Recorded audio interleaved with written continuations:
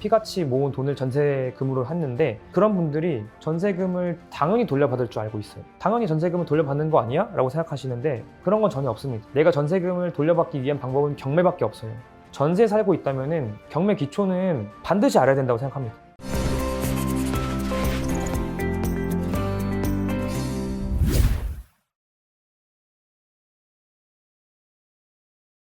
이것도 말씀드리고 싶은데, 유치권, 아까 말씀 주셨던 유치권이라든지 뭐 법정 지상권, 그리고 분묘 기지권, 이런 권리들이 등본 자체는 뭐 이렇게 명시적으로 나오진 않는데 갑자기 툭 튀어나오면 최우선 권리가 된다고 이제 말씀을 주신 것 같아서 이게 초보자 입장에서는 뭐 유치권 행사하는 현장 보여주면서 항상 이런 물건 피해야 된다고 강조를 하는데, 실제로 유치권에 대해서까지 경매 초보가 어느 점은 알아야 되는 게 좀 필요한 게. 사실 초보자분들은 그냥 가장 쉽게, 원래는 저는 이제 경제살롱이나 초보자들이 이제 유치권의 피해라고 말씀을 드려요. 하지만 어쨌든 간에 공부를 하셔야 되는 것들이고, 특히나 제가 요즘 유치권을 좀 더 강조해서 설명을 드린 이유는, 최근 뉴스 보셨을 거예요. 뉴스 보면은 아파트에 입주를 하려고 하는데 시공사 측에서 입주민들이 입주 못하게 뭐 막아버린다. 뭐 컨테이너나 뭐 화물 트럭으로 막아버려서 입주민들이 돈도 다 냈는데, 분양대금 다 냈는데 못 들어간다. 이런 뉴스를 보셨을 거예요. 이런 게 다 유치권 행사라고 보시면 되거든요. 그래서 원래는 유치권이 아파트 경매 이런 데서 자주 나오진 않습니다. 하지만 지금의 현실에서 보면은 꽤 우리의 피부에 와닿는 걸 수도 있기 때문에, 또 그리고 경매를 통해서 조금 더 공부를 하시려면 반드시 알아야 되는 거기 때문에 말씀을 드리자면요. 유치권을 먼저 어떻게 보통 생기는지를 말씀드릴게요. 보통은 신축 건물, 신축 아파트, 아파트도 요즘 뉴스 나오는 게 신축 아파트거든요. 신축 아파트 또는 신축 건물 등을 이제 할 때 공사비를 못 받은 겁니다. 네. 시공사가 아파트를 짓고 건물을 지었는데 공사 대금을 못 받은 거예요. 그러면은 어떻게 보면은 그 건설업체 입장에서는 굉장히 억울할 수밖에 없거든요. 그리고 유치권을 다른 이제 등기부 등본에 있는 저당권자 이런 것들보다 최우선순위로 사실 거의 사실상 변제가 되거든요. 이렇게 우선해서 이제 보호를 해주는 이유는, 원래는 제일 먼저 돈 받을 사람은 건설한 사람이 맞잖아요. 네. 그 건설이 된 다음에 그 건물에 대해서 등기를 해서 대출해준 사람이 등기를 하는 거지, 건물 공사한 사람이 사실은 최우선으로 보호받아야 된다는 취지가 충분히 이해하실 거예요. 이제 그런 것 때문에 유치권이 존재를 하는 거고요. 그리고 신축 건물이기 때문에 사실은 일반 아파트 경매는 신축 아파트가 아니잖아요. 그래서 일반 구축 아파트를 경매로 나오는 거기 때문에 이때 유치권이 아파트 단계에서 생길 일은 많이 없긴 합니다. 이제 그럼에도 불구하고 유치권을 조금 더 아셔야 되는 이유는, 생각보다 유치권이 설정된 물건이 많고, 이제 제가 알기로는 한 작년 같은 게 매달 뭐 200건씩 나왔다고 하는 통계도 있었습니다. 근데 유치권 중에서 한 90%가 허위라는 네, 그런 통계가 있어요. 법원에서 유치권이 적법한 유치권이 신고되었습니다, 이게 아니라 유치권을 주장한 사람이 있습니다, 이런 식으로 공시를 하기 때문에 입찰자 입장에서는 유치권이 있으면 바로 패스를 하는데, 사실은 많은 부분은 유치권이 적법하지 않은 경우가 많고, 그럼 유치권은 어떻게 확인하느냐? 서류상으로 확인이 안 됩니다. 서류상으로 확인이 안 돼서 반드시 현장 조사를 할 수밖에 없어요. 현장 조사를 해서 점유가 적법한지, 그리고 그런 관련 채권도 확인해 보시고, 그래서 정말 내가 유치권이 있는 물건을 경매에 참여하고 싶다면은 현장 조사를 꼭 저는 추천드립니다. 부동산 경매에 있어서 반드시 현장 임장해야 되는 이유 말씀해 주셨는데, 유치권은 서류상으로 나오지 않기 때문에 만약 유치권이 행사 중인 물건이라면 누군가가 그 현장을 배타적으로 점유하고 있다는 사실 뜻이 되므로, 가짜 유치권일 수도 있지만 그럼에도 불구하고 일단은 확인하셔서 배타적인 점유 여부가 이게 성립하고 있는지 유치권 성립 여부를 판단해 보셔야 된다 말씀을 주셨습니다. 예. 그러면 이제 경매 투자 과정에서 또 사실 명도 과정, 이것도 이제 이게 돈 되는 거 알아도 인간적인 스트레스라든지 아니면 진짜 측은지심, 불쌍한 사람들 더 못 살게 하는 것 같아가지고 이것 때문에 스트레스로 경매를 접으시는 분들이 간혹 계시는데요. 이 명도 과정에 따라서 그래도 초보분들도 좀 수월하게 접근할 수 있는 그런 명도가 있나요? 네. 명도를 제가 제일 질문도 많이 받고 제일 걱정을 많이 하시는 부분이에요. 근데 이것 역시 너무 걱정하실 필요가 없다고 말씀을 계속 항상 드립니다. 왜냐면 실제로 90% 이상은 아무 문제가 발생하지 않고, 심지어 같은 편이에요, 같은 편. 그러니까 임차인이 문제가 되는 경우가 있고 소유자가 문제가 되는 경우가 있습니다. 크게 두 개 나뉘었을 때, 소유자가 문제가 되는 경우는 딱히 아예 걱정을 안 하셔도 될 것 같아요. 그러니까 소유자분은 사실 빚을 못 갚은 사람이고 법적으로 아무런 권리가 없습니다. 그분 때문에 발생한 경매 절차가 빨리 진행이 되어야지 이런 피해자분들, 채권자, 돈을 못 받은 채권자분들이 이제 돈을 받는 거기 때문에 그런 분들은 뭐 양심의 가책을 느낄 것도 전혀 없는 거고요. 근데 이제 문제가 되는 건 임차인이 항상 문제가 돼요. 임차인은 최근에 빌라왕 사태, 전세 사기 피해자들 보면은 사실 마음이 좀 안타까울 수밖에 없는데 이 임차인도 세 가지를 구분하셔야 됩니다. 첫 번째 임차인은 경매 절차를 통해서 보증금을 전액 배당받을 사람. 두 번째는 절차를 통해서 일부만 배당받는 사람. 세 번째는 보증금 아예 못 받는 사람. 이렇게 나눌 수 있어요. 근데 첫 번째, 두 번째는 사실은 같은 편이에요. 임차인은 경매 입찰자, 낙찰자들과 같은 입장을 지니고 있는 겁니다.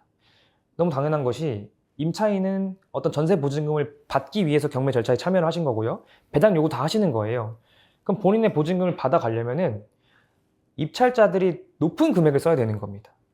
예를 들면은 시세가 5억인데 보증금도 5억이라고 가정을 하면은 만약에 낙찰 금액이 5억 미만으로 쓰이는 순간 본인은 보증금을 못 받게 되는 거예요.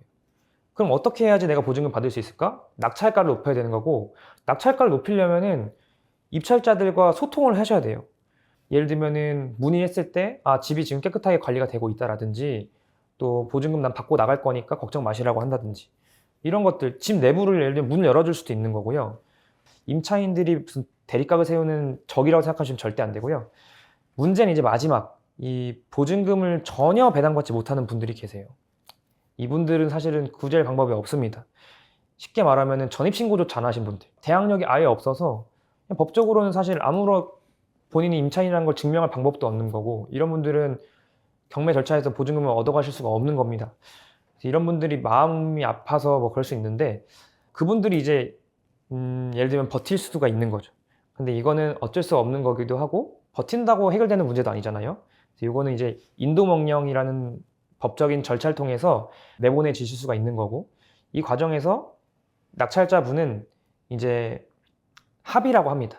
이제 법적인 의미는 없지만 얼마나 딱해요. 그래서 여기서는 합의를 통해서 이사금을 지원해 드린다든지 아니면 시간을 좀 기간을 여유를 드린다든지 이런 식으로 충분히 배를 해드릴 방법도 많이 있습니다.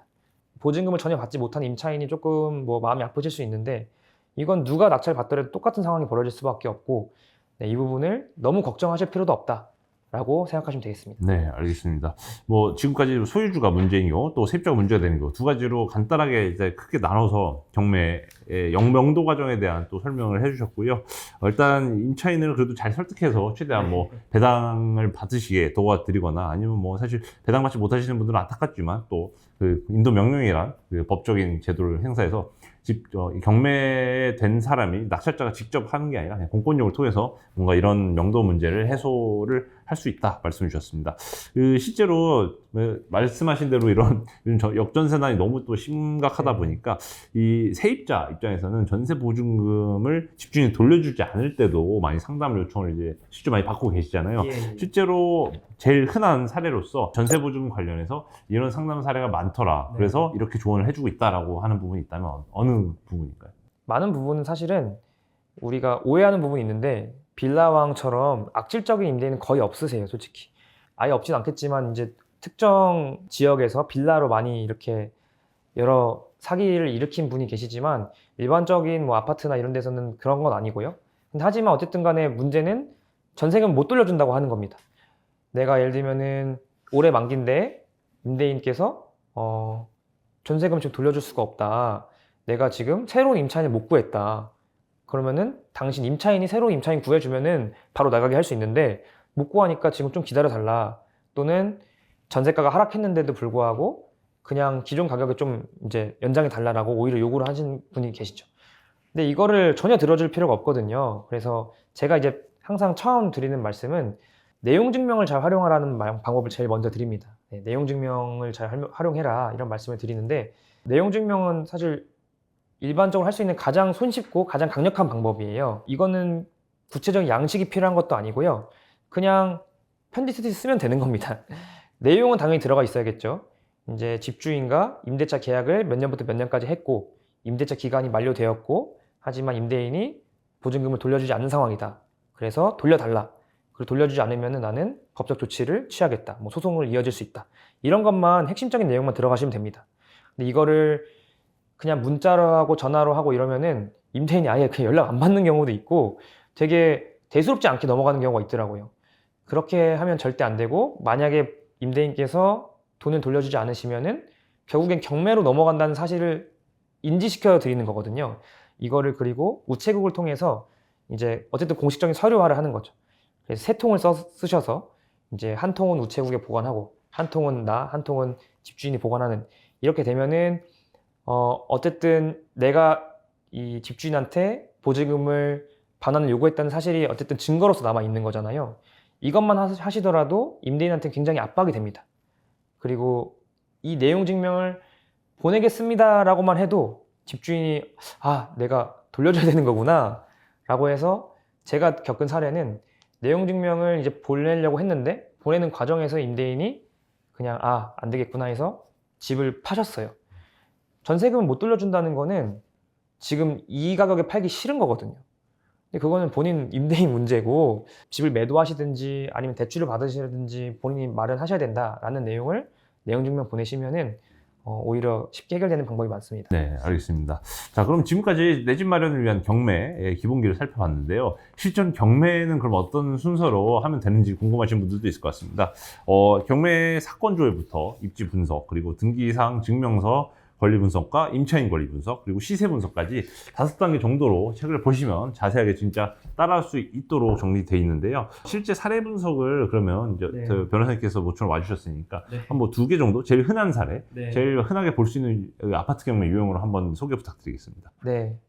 그래서 한 2가지 정도만 잠깐 아주 간단한 거, 진짜 제일 쉬운 거를 말씀드릴게요. 이걸 보시면은 경매가 얼마나 쉬운지를 알 수 있고요. 이렇게 쉬운데도 불구하고 어쨌든 시세보다 조금이라도 싸게 살 수 있으니까 저는 이제 공부를 하고 있는 겁니다. 첫 번째 이제 노원구 상계동 아파트 사례를 보시면은, 요게 원래는 이제 시작가, 감정가가 이제 6억 9천에 나왔는데요. 2번 유찰이 된 거예요. 2번 유찰이 돼서 지금 4억 4천만 원 정도의 이제 시작 가격이 설정이 된 겁니다. 이렇게 처음에 경매를 하실 때는 유찰이 한 2번 정도 된 거를 그냥 골라 보시면 좋아요. 왜냐면 2번만 유찰돼도 시작 가격, 감정 가격보다 무려 36%가 싸게 나온 거니까 기회가 된구나 생각하시고, 그 다음 이제 권리 분석을 시행하시면 됩니다. 그 2번째는 이렇게 물건을 파악했다. 그러면 바로 하실 게 경매 분석이 아니라 입지 분석 먼저 하셔야 돼요. 그러니까 내가 여기 아파트를 구매할 생각이 있느냐를 보셔야 되는 거죠. 결국 경매로 내 집 마련하려고 하는 건데 무슨 이걸로 막 투자를 하고 뭐 단타를 하고 이런 것보다도 내 집 마련 할 거를 전 전제로 말씀을 드리는 거고요. 그 아파트 근처에 뭐 예를 들면은 역은 몇 개가 있고 학구는 어떻게 되고 상권이나 아니면 앞으로의 교통호재 개발 호재가 있는지를 분석해 주시는 겁니다. 그래서 제가 간단히 설명은 책에 넣어놨는데, 그렇게 해서 입지 분석이 끝나면은 여기는 내가 평생 거주할 만한 아파트구나 라고 생각하시면 그 다음부터 이제 경매 권리 분석 하시는 거예요. 그래서 이제 그러면 첫 번째는 등기부 등본 권리 분석 하시고, 2번째는 임차인 권리 분석 하시면 되는데, 등기부 등본 권리 분석을 먼저 해보자면은, 등기부 등본을 봤을 때 맨 위에 소유권 그 다음으로 설정된, 시간 순서상으로 설정된 게 그 말소 기준 권리라면은 안전한 물건이다 라고 생각하시면 되거든요. 이 물건 같은 경우에는 이제 맨 위에 근저당권이 설정되어 있고, 그 뒤에 뭐 근저당 가처분 이렇게 쭉쭉쭉 써 있는데, 쉽게 말하면 그 뒤에 거든 다 말소가 된다는 것이니까 내가 이거를 낙찰받으면은 이러한 모든 법적 권리들이 소멸되고 내가 인수할 권리가 없는 안전한 물건이구나 라고 파악하시면 되는 거예요. 여기 뭐 채권자들이 엄청 많고 뭐 여러 가지 법적인 용어가 많이 써 있지만 다 사라진다는 거예요. 채권자들이 뭐 얼마를 어떻게 받아가고 이거는 중요하지가 않습니다. 그거는 그냥 거기서 알아서 할 문제고, 내가 나중에 경매 절차 외적으로 더 들어갈 돈이 있는지를 파악하시면 되는데 그게 없다는 게 한눈에 알 수가 있습니다. 그 다음 4번째, 그럼 이제 임차인 권리 분석 하셔야 되는데, 이 물건 같은 경우는 임차인이 없어요. 임차인이 없는 물건이 그냥 태반이라고, 절반 이상이라고 보시면 돼요. 왜냐면 집주인이 사는 경우가 많잖아요. 그러니까 임차인 권리 분석은 할 것도 없이 없구나, 끝. 그럼 이제 이로써 경매에서 어렵다는 권리 분석은 끝난 거고요. 마지막으로 이제 그럼 내가 얼마를 쓸까? 시세 분석하는 겁니다.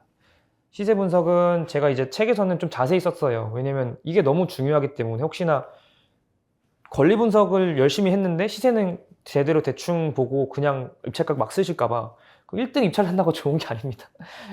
그럼 큰 손해를 보기 때문에 시세 분석에 오히려 더 많은 공을 들여야 될 수도 있는 건데 이거는 어려운 게 아니에요. 그냥 KB부동산 시세, 그리고 한국부동산원 시세, 그리고 국토교통부 실거래가 이런 걸 통해서 얼마의 시세가 형성되는지 보셔서 이것보다 내가 싸게 사면 되는 거잖아요. 이제 여기 같은 경우에는 이제 시세가 한 5억에서 5억 3천만 원 사이 형성되어 있고 경매 이제 매각기일의 경매 금액이 4억 4천이니까 4억 4천과 5억 2천 사이에서 내가 조율을 하는 거죠. 얼마를 쓸까? 욕심을 부린다면은 이제 한 4억 5천 이 정도 쓰는 거고요. 아, 그래, 내가 조금 그냥 안전하게 한번 진짜 낙찰받고 싶다 하면은 5억 언저리에 쓸 수 있겠죠. 실제로 요 이제 아파트는 4억 4,300만 원에 낙찰이 되었어요. 그러니까 시세보다 한 6, 7천만 원 정도 이제 낮은 가격에 입찰을 받아 가신 거죠. 그래서 이렇게 쉬운 물건도 시세보다 한 7천만 원 정도 이제 아낄 수 있다라는 사례를 보여드린 거고요. 다만 이제 이게 무슨 7천만 원 벌었으니까 이제 경매는 짱이다 이렇게 하시면 안 되는 게 그 이후로도 사실 시세가 더 하락할 수 있잖아요. 그건 뭐 어쩔 수 없는 거니까 그런 걸 중요시 하시면 되고요. 그럼 임차인이 거주한 경우도 있을 것 같은데요? 네, 맞습니다. 그래서 임차인이 거주하는 사례만 하나만 더 말씀을 드리자면요. 이거 역시 똑같아요. 순서는 똑같이 돼서 첫 번째 이제 2회 정도 유찰되는 물건을 쭉 검색하셔서 요거 2회 또 유찰됐구나 해서 요 아파트 경우에도 2회 유찰됐으니 요거는 좀 기회가 될 수 있겠다라고 하셔서 그 다음 이제 보셔야죠. 이 아파트가 소재한 위치를 보시면서 내가 이 지역에서 거주할 수 있는지를 파악하시면 됩니다. 그래서 여기는 이제 고양시 일산 서구니까 일산 킨텍스 때문에 앞으로 호재 때문에 더 발전할 것이라는 그 전망도 있고요.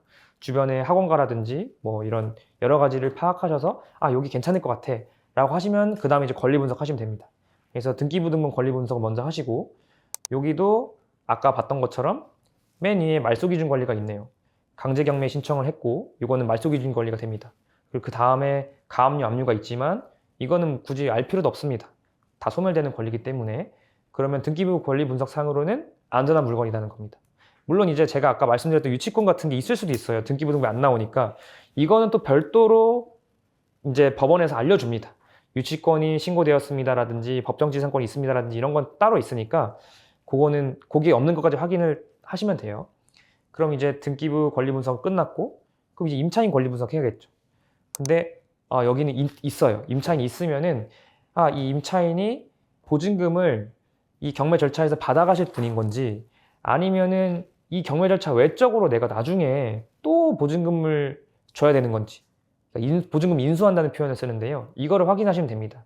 그래서 이거를 확인하실 때는 전입신고, 확정일자, 배당 요구 이 세 가지를 보셔야 되는데 이 사례 같은 경우에는 전입신고, 확정일자가 제때 잘 하신 겁니다. 제때 잘 하셔서 대항력도 있고 우선변제권도 있는 상황이에요.